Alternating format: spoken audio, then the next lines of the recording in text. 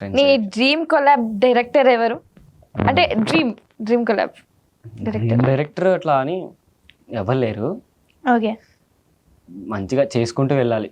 Hero character అనే కాకుండా ఏ character అయినా నాకు ఇచ్చిన క్యారెక్టర్ చేసుకుంటూ దాన్ని ప్రాపర్ 100% ఇచ్చే ఎఫెక్ట్స్ పెట్టాలి, దాన్ని చెయ్యాలి అన్నంతే. నిన్ను నువ్వు ఎలా మోటివేట్ చేసుకుంటావు ఒక యాక్టింగ్ చేయాలి? ఇప్పుడు ఒక ఎమోషన్ అనుకో, గ్లిజరిన్ వాడని అంటున్నావు, ఏం గుర్తు చేసుకొని ఏడవడం స్టార్ట్ చేస్తావు, లేదా డల్గా పెట్టడం, కోపంగా చేయాలంటే ఎలా నిన్ను మోటివేట్ చేసుకొని ఆ ఎమోషన్స్ని ఎలా తీసుకొస్తావు?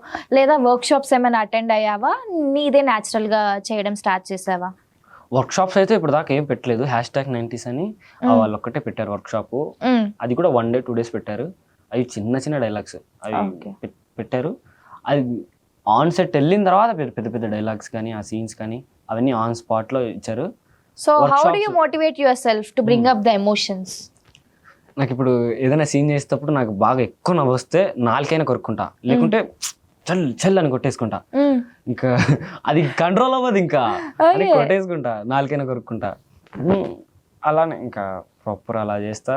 మోటివేట్ అంటే నాకు ఇప్పుడు ఈ సినిమాలో చేశాను, డైలాగ్స్ పోయామాయా ఇట్లా ఎవరికైనా చెప్పుకోవాలంటే ఇప్పుడు రెండు ఒకేసారి. ఇప్పుడు ఆర్టిస్ట్కి ఏమైనా ఉంటుందంటే, ఇప్పుడు ఈ సినిమా పెద్ద సినిమా వచ్చింది అనుకో, దాంతోపాటు ఏదో ఒకటి కంటిన్యూటీ అయిన సినిమా అన్న, కంటిన్యూటీ సీరియల్ అయినా ఏదో ఒకటి వస్తాయి. అవి వచ్చినప్పుడు దానికి వెళ్ళాలా దీనికి వెళ్ళాలా అని కన్ఫ్యూజ్లో ఉంటాడు. అట్లా నాకు 8 times 9 times ఫేస్ చేశా.